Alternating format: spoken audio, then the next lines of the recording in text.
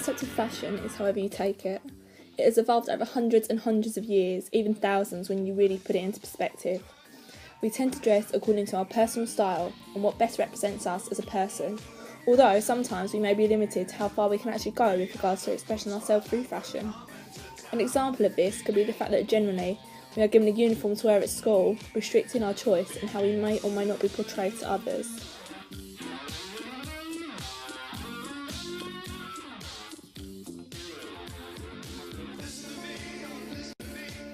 Whether we like it or not, appearance will always be a huge part of how we are represented and judged.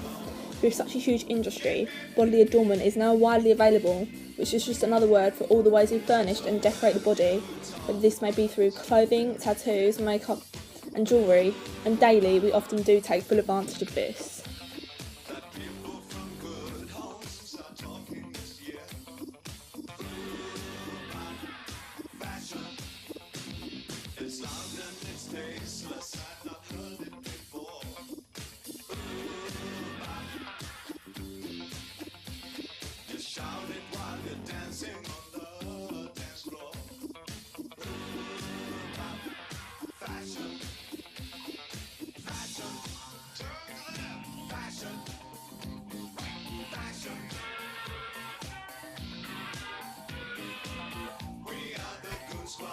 As a huge fan and supporter of body art and modification, like tattoo and piercing, I have accumulated multiple piercings over the last few years, and I do hope to accumulate tattoos and further piercings, but that actually have a meaning to me.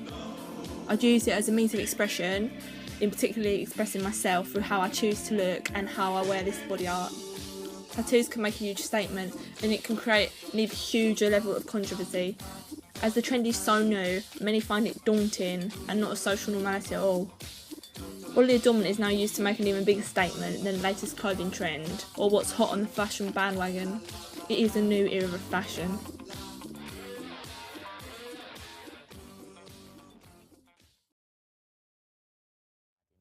Katie Hopkins, on the other hand, thinks they are. She says that when you're young and impressionable, you'll do anything to be like your idol. If you have a tattoo, you will never be a high achiever. Well, let us know who you are siding with by voting on our interactive worm. You can see that at the bottom of the screen.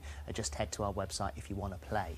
All right, let's start first of all with Katie Hopkins.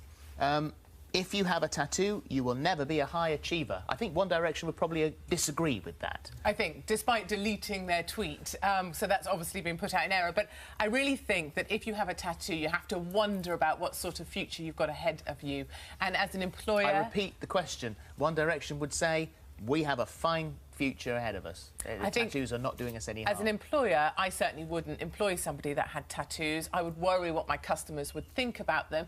And I think socially, we still look at tattoos as graffiti. And who wants to see graffiti? We look down on graffiti, we disrespect graffiti, and I think we disrespect people that have body tattoos. How we dress individually or within a group through group cohesion is now often heavily influenced by the mass media and icons. This stimulates this ideal self most of us aspire to, purely based upon myth, or in other words, myths perpetuated by society, such as, if I was slimmer I'd be happier. In other words, if I dress how the media sees as ideal, I'll be happier, as this is what I want to be, my ideal self, and it is how I will be accepted by society.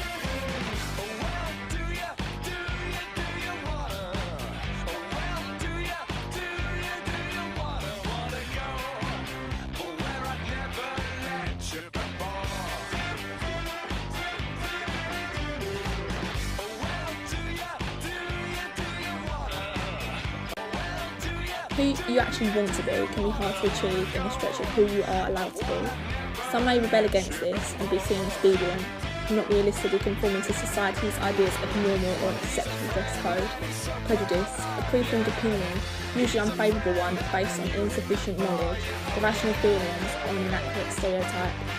It can affect our self-esteem, effectively preventing self-disclosure, the act of revealing our true selves, whether consciously or otherwise.